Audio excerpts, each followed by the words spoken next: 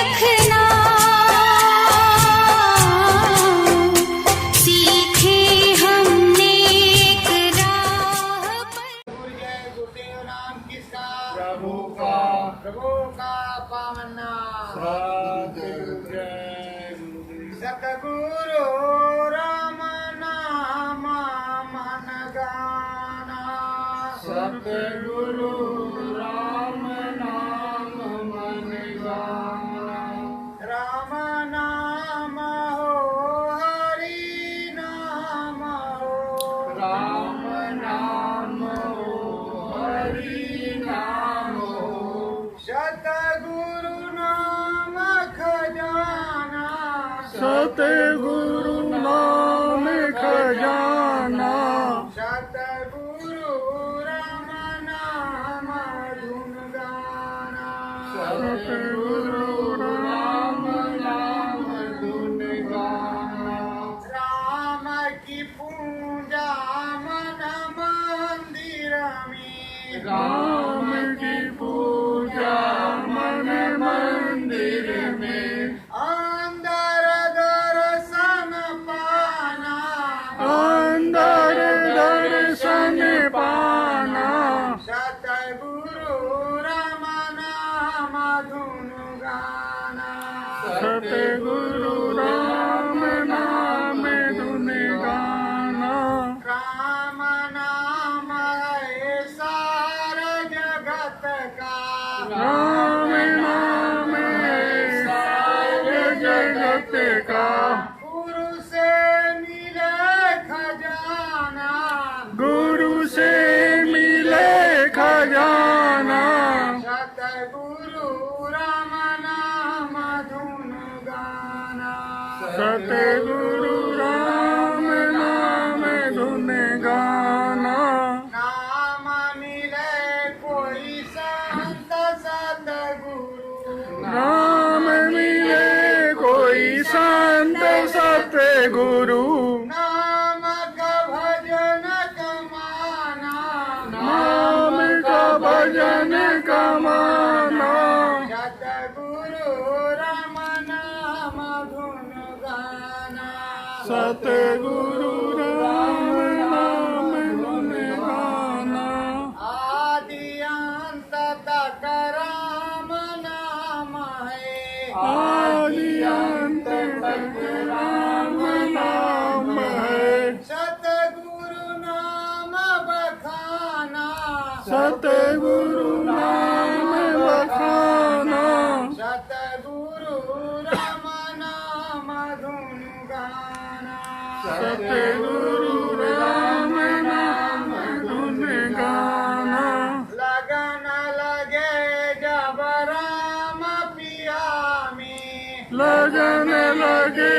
जब राम पिया में, सीता राम कहाना, सीता राम कहाना, सतगुरु राम नाम धुन गाना, सतगुरु राम नाम धुन गाना, राम नाम पावन है उत्तम, राम नाम पावन है उत्तम, उनको शीस झुकाना, उनको शीस झुकाना, सतगुरु राम नाम धुन गाना, सतगुरु राम नाम धुन गाना, सत्य गुरु जय गुरुदेव। सतगुरु जय गुरुदेव। प्रेमियों, किराकत पूर्ववासियों, ये जो मनुष्य रूपी मानवपुर मंदिर है, ये किराए का मकान है। जो आया है उसे जाना है, किस लिए आया है, प्रभु राम ने हमको किस लिए ये मनुष्य रूपी मानव तन दिया है, उसमें स्त्री पुरुष की बात नहीं आती। ये मानव तन चाहे स्त्री हो या पुरुष हो, सबका एक समान है। सबके पास एक ही सी चीज है, प्रभु परमात्मा सबका एक है। 10-20 नहीं है। तो उस प्रभु परमात्मा ने ये मनुष्य रूपी मानव कोल मंदिर दिया है नाम भजन के लिए। आपने गर्भवास में प्रभु राम से कौल करार किया था कि हे प्रभु, हमको इस प्रथा से बाहर कर दो, हम बाहर जाएंगे, संसार में रहेंगे और वहाँ आपका भजन निस्दिन करेंगे। रामायण में लिखा हुआ है कि अब प्रभु दया करो यही भांति, सब तज भजन करब दिन रात। वहाँ कौल करार किया किसने? सूरज जीवात्मा ने, उस अबोध बच्चे ने गर्भवास में। तो गर्भवास में जब अबोध बच्चे ने कौल करार कर लिया तो उसने मुट्ठी अपनी बांध ली कि हमने जो है उस प्रभु का से कौल करार किया है कि तुम्हारा भजन करें, और उस प्रभु का दर्शन वो गर्भवास में करता। जब बाहर आया तो उसको ये चीजें मिली नहीं, यहाँ तो खंजड़ी टठिया या अन्य चीजों की आवाज उसको सुनाई जाने लगी, दीपक उपक दिखाया जाने लगा, और जो उसका भोजन है वो भोजन उसको दिया जाने लगा।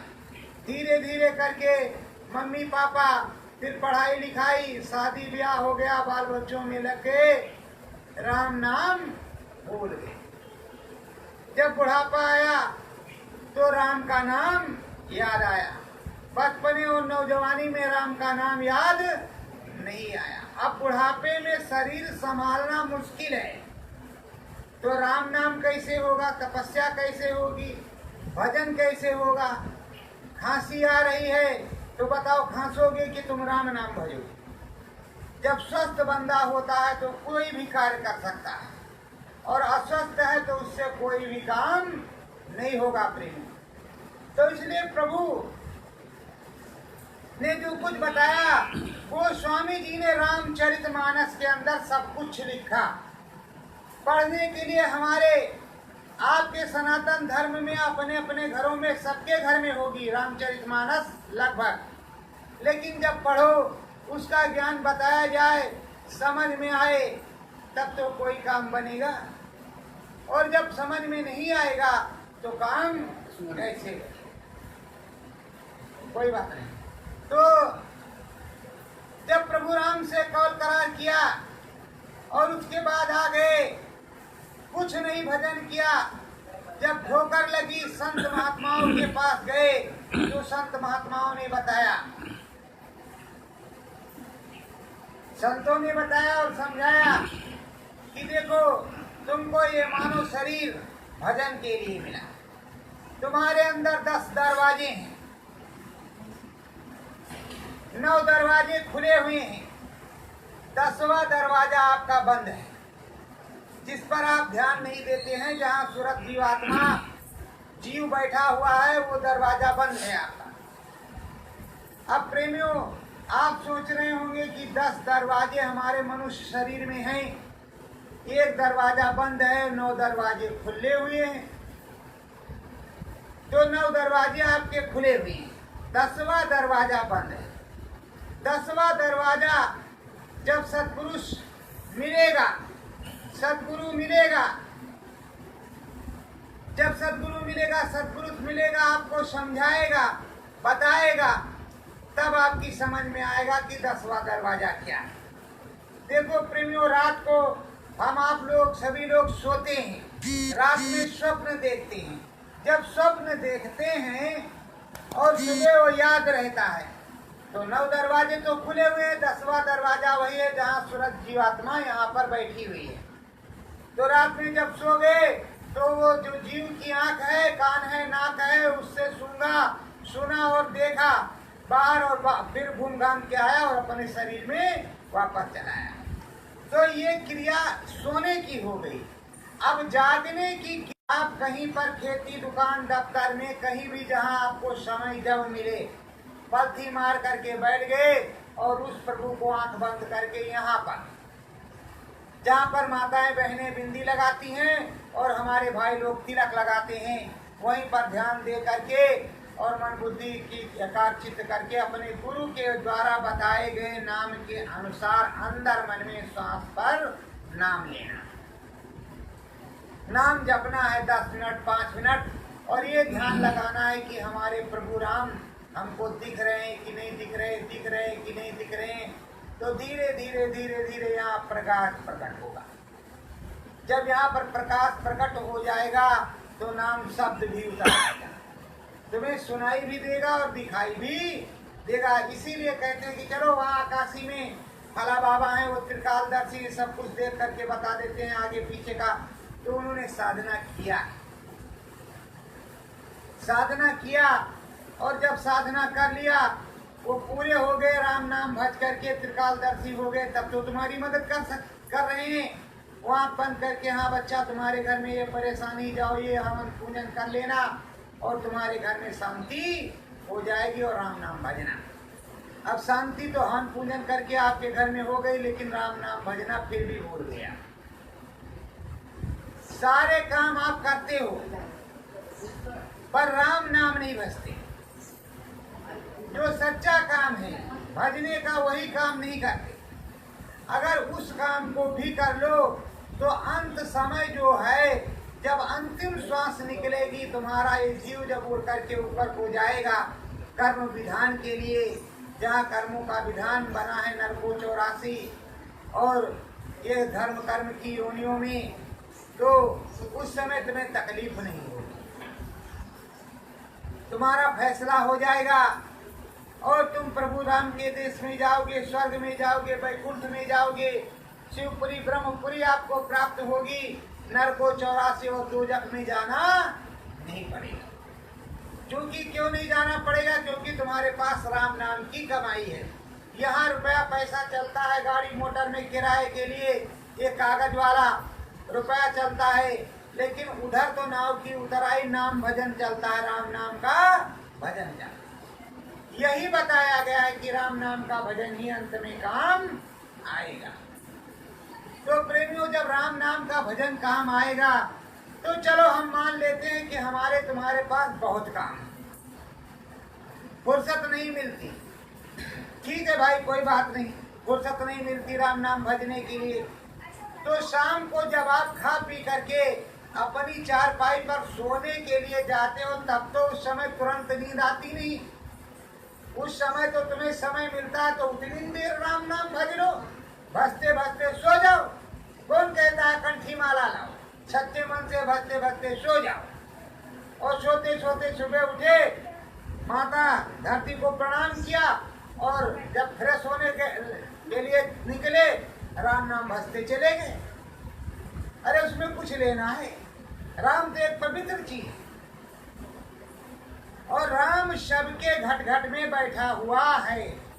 कोई भी स्त्री पुरुष ये नहीं कह सकता कि हमारे अंदर में प्रभु नहीं है, बोलता नहीं है, राम नहीं है। सबके अंदर में राम है और सबके अंदर में सीता है।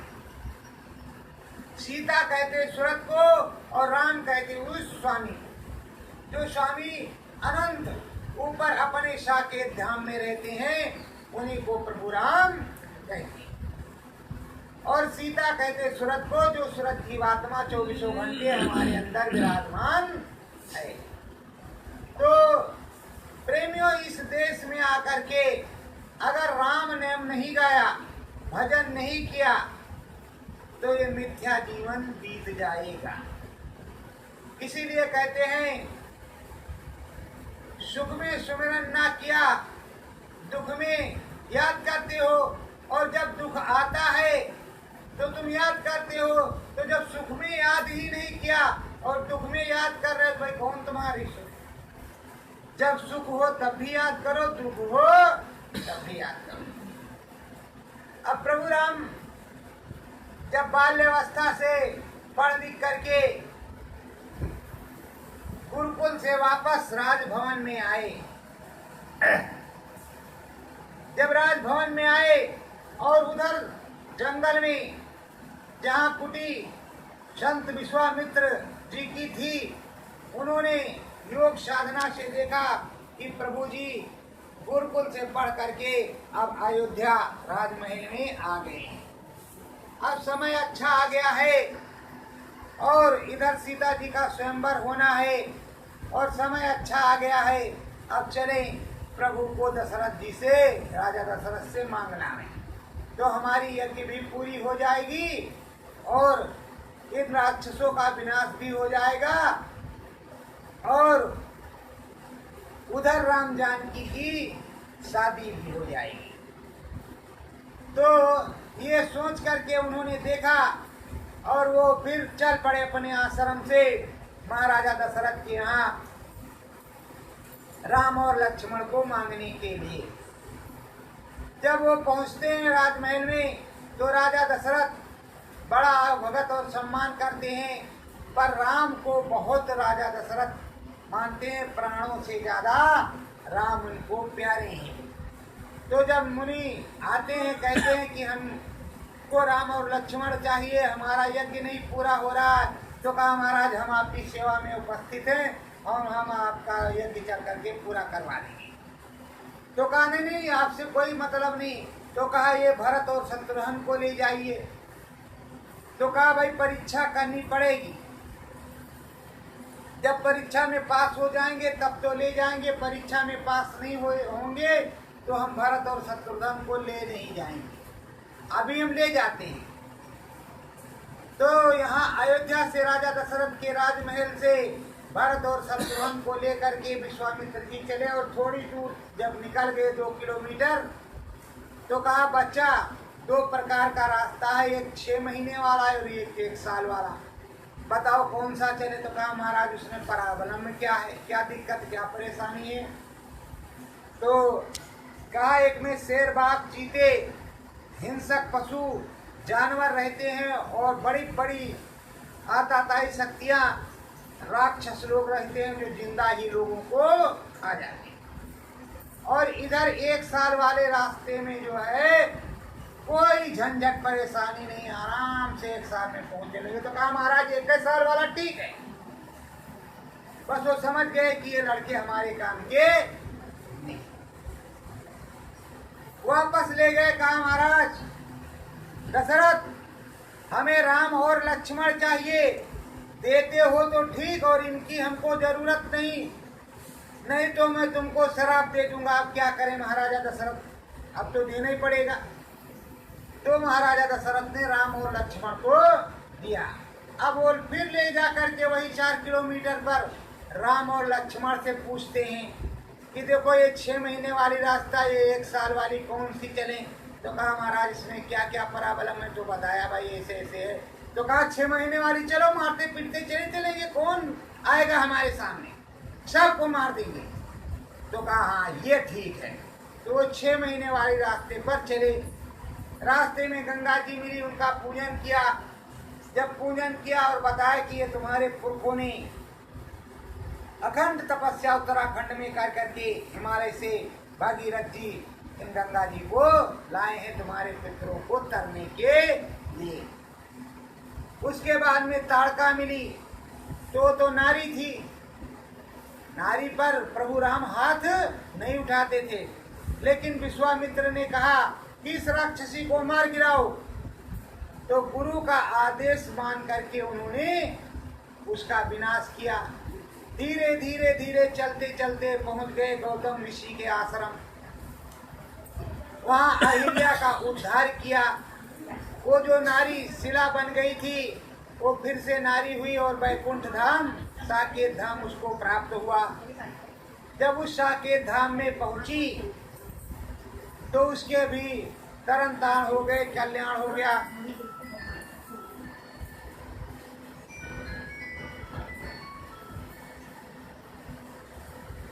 उसका भी कल्याण हो गया। वहां से प्रभु राम को लेकर के विश्वामित्र जी पहुंच गए राजा जनक के दरबार में। वहां भगत हुआ, स्वागत हुआ, सारी स्वागत और वो सब कुछ हुआ। और विश्वामित्र जी जानते थे कि धनुष राम ही तोड़ेंगे, कोई दूसरा नहीं तोड़ेगा। सीता जी की शादी राम से ही होगी। वो ब्रह्म ऋषि थे, अंतर ज्ञान से अंतर से वो देख रहे थे कि कहाँ पर क्या होना है। और उधर शंकर भगवान का वो धनुष था, तो शंकर भगवान तो पहले से उसको कंट्रोल किए हुए थे कि इसको कोई हिला नहीं सकता मेरे भक्त के अलावा। लेकिन शंकर भगवान राम भगवान को मान रहे, राम भगवान शंकर भगवान को मान रहे। ये भगवान उनको दंडवत कर रहे, वो भगवान उनको दंडवत कर रहे। आपने देखा होगा महात्माओं के मंडलियों में जब जाओगे तो इधर वाले महात्मा जी कहते सीताराम, तो उधर वाले भी कहते सीताराम। ये उनको दंडवत कर रहे हैं, वो उनको दंडवत कर रहे हैं। न इनका कोई पैर छूरा, न उनका कोई पैर छूरा। तो प्रभु है। प्रेमियों, इस जगत में आए हो तो राम नाम का भजन तो करना ही पड़ेगा, और ये राम नाम का भजन करना अनिवार्य है। सुख दुख कुछ भी हो, राम नाम भजन करना है। माता पिता हैं, कुछ दिन में वो भी जाएंगे, उसके कुछ दिन बाद हम भी जाएंगे, या माता पिता के सामने नहीं चले जा सकते। जब आयु पूरी हो जाएगी जाना पड़ेगा। तो प्रेमियों, जब ये देश अपना नहीं है, ये किराए का मकान है, यहाँ आए हैं, ये ईंट पत्थर की ये जो दीवार बनी है, ईंट पत्थर का जो मकान है हमने तुमने बनवाया है, और इस मनुष्य रूपी मानव पोल मंदिर को प्रभु ने बनाया है। प्रभु ने बनाया है, प्रभु ने इसकी आयु दी है, और प्रभु की दया कृपा हुकुम से ही खत्म होगा जरूर खत्म। क्योंकि ये मृत लोक है, मृत लोक में जो आया है उसे जाना ही पड़ेगा, बस उसकी आयु की सीमा है। सतयुग में 1 लाख, त्रेता में 10,000, द्वापर में 1,000, और कलयुग में 100 वर्ष। और 100 वर्ष जीता कोई है। 50 के हुए, 60 के हुए, सारी बीमारी लग गई, चली गई। अब 100 वर्ष जीता बहुत कम लोग हैं। तो प्रेमियों, जब हमारे पास 85, 60 वर्ष बचे हैं, या 100 ही वर्ष बचे हैं, तो 100 वर्ष में 12-15 साल बचपने के, फिर उसके बाद में 25 से 40-50 तक नौजवानी के समझ लो, फिर उसके बाद में 50 के बाद तो बुढ़ापा आएगा ही। तो इसी 40-50, 20 से 50 के बीच में जो कुछ तुमसे हो सकेगा, कर पाओगे, वही तुमसे होगा, और 50 के बाद तुमसे कुछ भी नहीं होगा। कि 50 के बाद तुम कहीं जाओ 4 घंटे, 10 घंटे और 15 घंटे जो है बैठ करके, कि बुढ़ौती आ जाएगी तो बढ़िया राम नाम धुन गाएंगे, बुढ़ौती आ जाएगी तो अब वो खांसने लगे, उसमें से निकलने लगा, तो बुढ़ौती में राम नाम कहाँ आ रहा है। नौजवानी में आया तो रटा रटाया हो गया, और रटा रटाया हो गया तो बुढ़ौती में भी निकलता रहेगा। प्रेमियों कहते हैं पुण्य छीणे मृत लोगे। यहाँ बड़े बड़े पुण्यकर्मी पुण्य करके स्वर्ग वैकुंठ शिवपुरी ब्रह्मपुरी प्रभु राम के देश और ब्रह्म के देश को प्राप्त किया। और जब इन देशों को प्राप्त कर लेते हैं तो पुण्य छीणे मृतलोक के, पुण्य क्षीण होने के बाद में मृतलोक में फिर जन्म मिलता है, और धनी मानी के यहाँ मिलता है। वहाँ कोई बताने वाला नहीं होता। तो जब अच्छा करोगे तो अच्छा मिलेगा, बुरा करोगे तो बुरा मिलेगा। तो प्रभु की लीला अपरंपार है।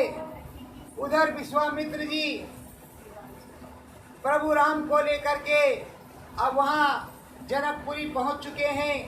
जनकपुरी में अब उत्सव भारी है। वहाँ अब धनुष यज्ञ होगा। धनुष यज्ञ में उनका वर्ण सीता जी करेंगी।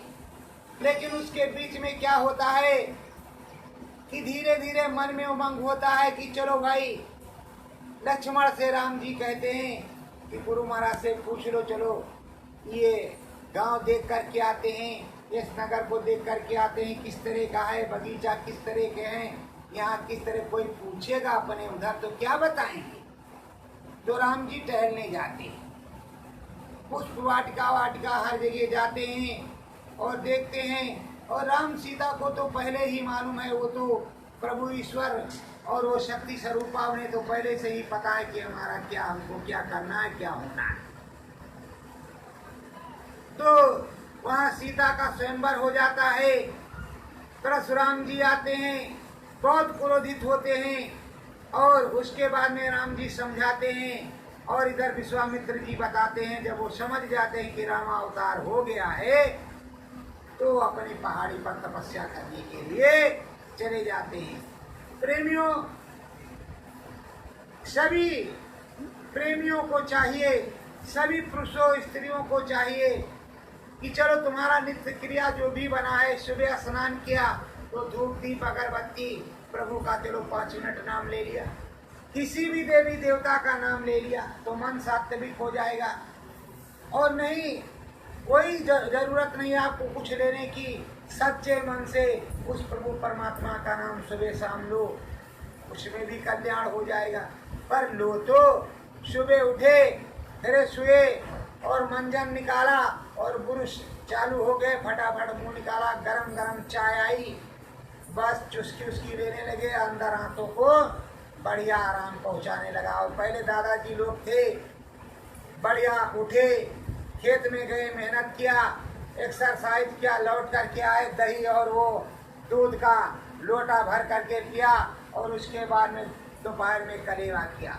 और अब तो सुबह सुबह बस 2 कप चाय, 2 कप चाय, 2 कप चाय, भूख भी मर गई, बीमारी भी आ गई। तो प्रेमियों, हमारी जो संस्कृति पुरानी है वो दूसरी टाइप की है। हम चाय के आदी नहीं थे।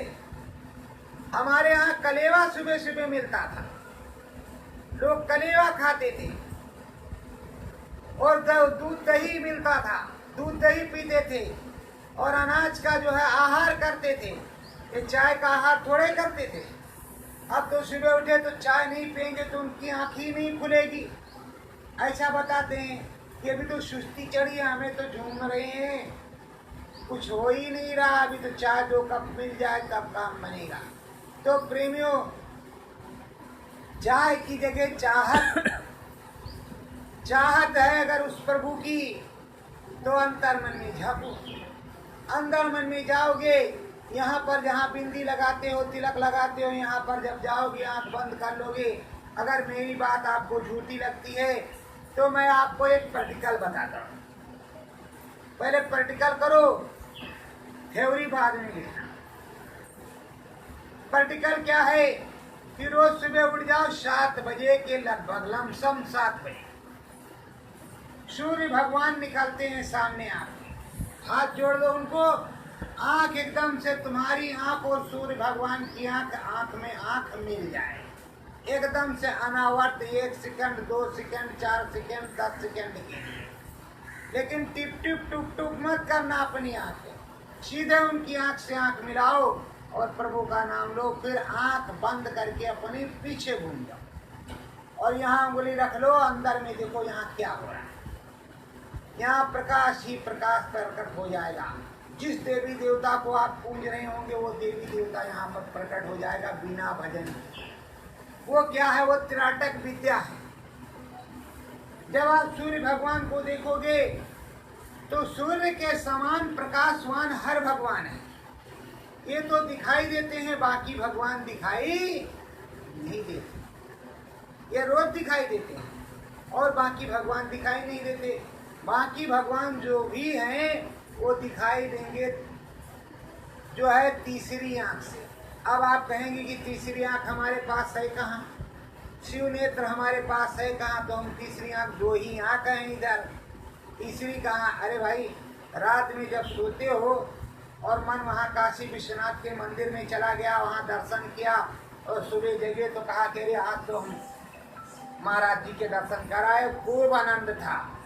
तब आप सो यहाँ रहे थे, कौन सी आंख से आपने दर्शन किया, कौन से जो है मन से आपने दर्शन किया, कौन से हाथ पैर से आपने जो है आप गए, वो कैसे चढ़ा? वो है सूरत और जीवात्मा, वही जीव है, वही उसकी तीसरी आंख है, सच्ची आंख है जो यहाँ पर विद्यमान है और वो बैठी हुई है। जब सच्चा नाम भजन करोगे, सच्चे प्रभु को याद करोगे तो तुमको सत्यता आएगी और सच्चाई आपको मालूम होगी। सच्चाई मालूम हो जाएगी तो तुम भी सच्चे देश को जाने की कोशिश करो। प्रेमियों, इस जगत में बहुत से लोग आए। एक संत जी थे जिनके दरबार में एक ही चेला था और संत जी का आश्रम बड़ा था। वो दिन भर झाड़ू बहारू साफ सफाई करने, भोजन भंडारा बनाने और सबको प्रसाद देने में ही बेचारा व्यस्त रहता। दिन भर उसका यही काम। स्नान किया, सुबह 4 बजे झाड़ू बहारू लगाया, सब आश्रम साफ किया, उसके बाद में रोटी बाटी भंडारा बनाया, सबको जो आए दर्शनार्थी उनको भी खिलाया और महाराज जी को खिलाया, सेवा किया। इसी में उसका दिन बीत जाता था और कोई उसका काम उसके पास बचते ही नहीं था। वो इतना व्यस्त था बेचारा कि अब क्या कहें। कभी उसने देखा ही नहीं कि भगवान जी की पूजा फिर महाराज जी करते किस तरह। तो महाराज जी ने सोचा कि हरिद्वार चले जाएं, कुंभ लगा हुआ है, स्नान करके आते हैं। तब तक इधर रमचेलवा को कह देते हैं कि ये आश्रम को देखेगा और भगवान जी को भोग लगाएगा, खिलाएगा और भगवान जी की आरती पूजा करेगा। यही मन में विचार करके सुबह उठे। महाराज जी बोले, रमचेलवा इधर आ। हाँ हाँ हजूर, कोई गलती हो गई महाराज। कहा कोई गलती नहीं हुई, सुन ले, आज से तेरा काम बढ़ गया। कहा हुजूर बताइए। कहा भगवान जी को स्नान कराना और खूब ठीक से नहाए, भगवान जी को कपड़ा पहनाना, साफ सफाई से भगवान जी को जो है चंदन लगाना, भगवान जी को भोग लगाना, खाना भोजन खूब ठीक से करें और भगवान जी का बिस्तर लगाना। ये सब काम आज से सुबह शाम का तुम्हारा है और भोजन भंडारा बना करके इनको खिलाना। हम जा रहे हैं हरिद्वार जी कुंभ नहाने, ना करके आएंगे। कोई गलती हो जाएगी तो तुम्हें शराब देंगे। अरे कहा महाराज, हमको शराब मत देना, हम बहुत मेहनत से करेंगे। अब महाराज जी चले गए। दूसरी टाइम सुबह 4 ही बजे उठा रमचेलवा ने एक डलिया ली। अब उसे तो कुछ मालूम था नहीं कि भगवान जी नहाते खाते किस तरह से हैं, क्या करते हैं, कैसे क्या करते हैं। रमचेलवा ने एक डलिया ली। डलिया के अंदर विष्णु जी, लक्ष्मी जी, शंकर भगवान, राम भगवान, जितने भगवान थे सारे भगवान को, मंदिर की मूर्तियों को एक डलिया में भर लिया और डलिया में भर करके सर पे रख करके चल दिया गंगा जी के किनारे और गंगा जी में ले जा करके फेंक दिया ऐसे झम और डंडा लेकर के बैठ गया। कहा है बिछड़ो ये लक्ष्मी, जितने देवी देवता हो, उछल कूद कूद करके खूब नहा लो, वरना ये डंडा देख लो, मार डंडे, तुमको हम सीधा बना देंगे। हमको नहीं पता कि कैसे हमारे गुरु महाराज तुमको खिलाते पिलाते नहलाते थे, पर नहा लो। अब उसकी श्रद्धा थी कि भगवान जी नहाते हैं रोज। अब वो मूर्तियां उछल उछल के उसी में नहा रही हैं। उसके बाद में डंडा लेकर के गंगा जी के किनारे खड़ा, चलो चलो चलो चलो, सब देर हो रही है, अब वहाँ चलना है। अब धीरे धीरे से मूर्तियां सारी डलिया में आ गई, सर पे रखा और लाया, सब मूर्तियों को साफ किया, कपड़ा पहनाया, चंदन लगाया, कुमकुम। कहा देखो चिल्लाना मत, भगवान जी अभी हम रोटी बनाने जा रहे हैं भंडारे में और खूब जम के 3-4 रोटी खाना, जितना जो खा पाए खूब खाओ। हम बना करके लाएंगे घी वाली रोटी और आप लोग आराम करो, हम फटाफट बना करके लाते हैं। अब वो गया रमचेलवा और शुरू किया। उसने रोटी बाटी खूब श्रद्धा से, खूब साफ सफाई से बनाया और थाली में ले जा करके सबके आगे रखा। जब सबके आगे उसने रख दिया और रख देने के बाद में डंडा लेकर के बैठ गया। कहा भगवान जी अब सब लोग खाना शुरू कर दो और कोई भूखा मत रहियो, कोई भगवान जम के खाना खूब पेट भर के, जब तक आवे हमारे गुरु महाराज तब तक आप लोग खूब मोटे हो जाना खा कर। अब वो श्रद्धा से बैठा है, लक्ष्मी जी, विष्णु जी, शंकर भगवान, राम भगवान, 4 रोटी खा रहे हैं आराम से वहाँ बैठे और डंडा लिए, वाह वाह वाह, भगवान जी खूब खा रहे हैं। और चाहिए घी और नमक, तो नहीं कम है, ये नहीं, ठीक है ठीक। अब खा रहे तो उसकी श्रद्धा से भगवान जी खा रहे हैं। और कभी भी वो जो महाराज जी थे उनसे भगवान जी ने भोजन नहीं किया। अब उसकी श्रद्धा इसी तरह चल रही, रोज नहला रहा, रोज खिला रहा, रोज भोग लगा रहा, और जो आ रहे हैं आश्रम पर उनकी भी सेवा वो कर रहा। किससे? श्रद्धा से, विश्वास से। भगवान खा रहे हैं और भगवान को वो मना रहा है। अब कुछ दिन के बाद में बाबा जी महाराज जी वापस आए तो कारम चिलवा सब ठीक का, बिल्कुल बिल्कुल ठीक है महाराज। का भगवान जी का खूब मोटे हो गए हैं खा पी करके।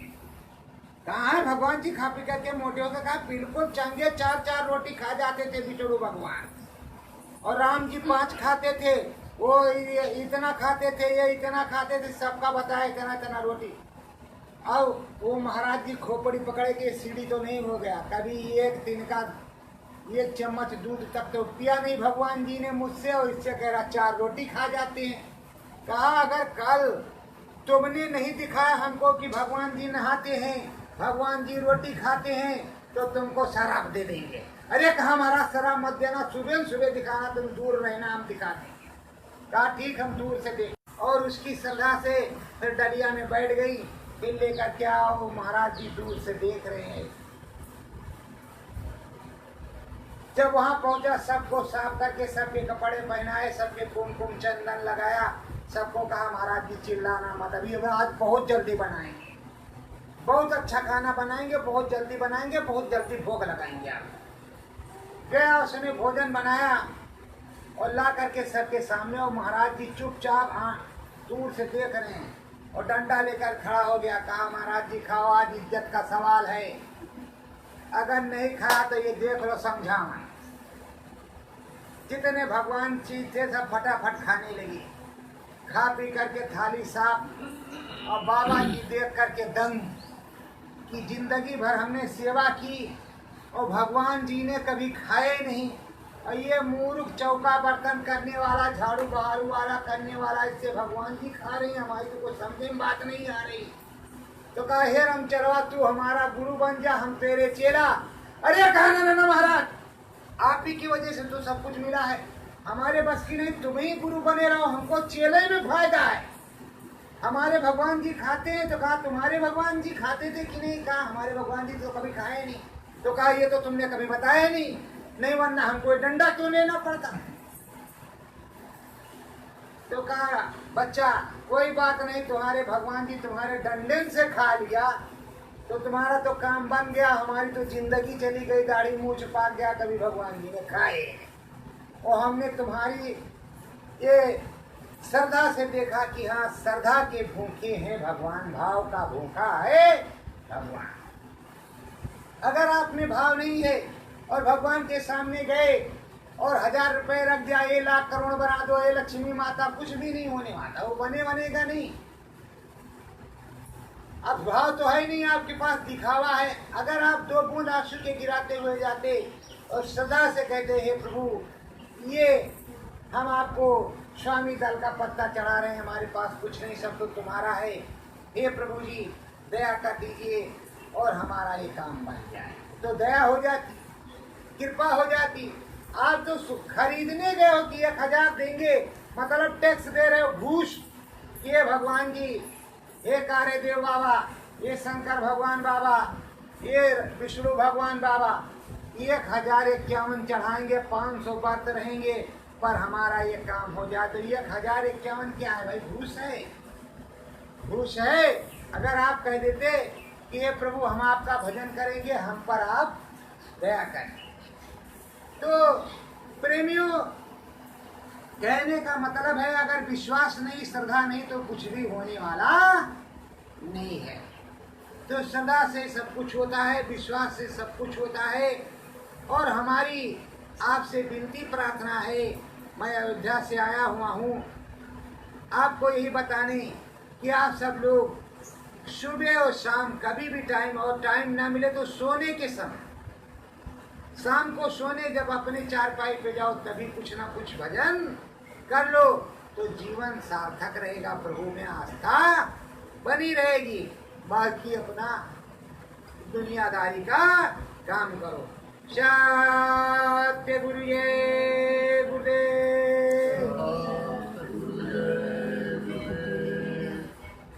हरि मा हरि का नाम। हरि मन धीरज धरो। हरिहरण करो नाम भजन से हरि। हरण करो नाम भजन से। हरि का आवे ज्ञान। हरि का आवे ज्ञान। हरि दया जब मन में उतरे। हरि दया जब मन में उतरे। पूरा हरि का धाम। पूरा हरि का नाम। स्वर्ग वैकुंठ देखो मन मोहि। स्वर्ग कुंड देखो मन माही। प्रभु की कृपा जामा। प्रभु की कृपा जाम। आठों याम प्रभु दिखलावे। आठों याम प्रभु दिखलावे। ऐसा मन में काम। ऐसा मन में काम। भजो मन हरि सीताय वरम। भजो मन। प्रेमियों, ऐसा मन बनाना है, ऐसी बुद्धि बनाना है, ऐसा चित्त बनाना है कि 24 घंटे 8 याम वो प्रभु जी जिसकी तुम आराधना करते हो। अभी नहीं कहते कि राम ही की आप भक्ति कर रहे हो, जिसकी भी आप करते हो वो आपके मन मंदिर में बसा हो। अगर कांटा लगे तो तुमको उसी का नाम याद आवे, कोई काम हो तो उसी का नाम याद आवे। इस तरह से मन मंदिर में जब प्रभु बस जाएगा तो भजन तो ऑटोमेटिक होता है। जब वो बस जाएगा, आपको लगन लग जाएगी, आप चलने लगोगे तो भजन तो ऑटोमेटिक होता रहेगा। बस सबसे बड़ी चीज है लगन, श्रद्धा और लगन। लगन लग गई तो मीराबाई को गोविंद से ऐसी लागी लगन, मीरा हो गई मगन। वो तो हरि नाम दुनिया में गाने लगी, मतलब वो हर जगह पर हरि का नाम गुणगान करने लगी। तो लगन है, लगन ना हो तो आप कुछ नहीं करोगे। लगन लग गई कि आज हमको फला जगह जाना है तो वहाँ जाना है, उसी तरह आपको लगन उसमें भी लगी हो तो कहीं भी जाओ आओ प्रभु का आप जो है नमन करते रहेंगे, वंदना करते रहेंगे, भजन करते रहेंगे। सत्य गुरु जय गुरुदेव। आरत शत गुरु राम नमामि। आरत सतगुरु नाम नमामि। सत्य गुरु शत गुरु शत नामि। सतगुरु सतगुरु सतनामि। मानव तन धर जग में आवे। मानव तन धर जग में आवे। परमार्थ अध्यात्म बतावे।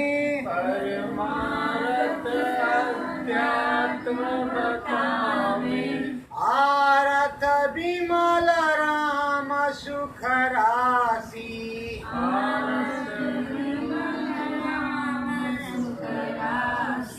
सूरत बन चरण की दासी। सूरत बने चरणन की दासी। आरती सतगुरु जय अविनाशी। आरती सतगुरु जय अविनाशी। आनंद कंद विमल सुख राशि। आनंद कंद विमल सुख राशि। श्रद्धा भाव से पूजन कीजे। श्रद्धा भाव से पूजन कीजे। प्रभु की दया कृपा को लीजे।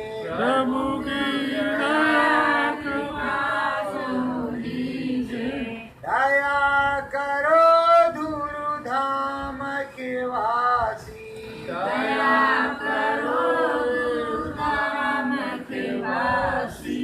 भारत सतगुरु जय।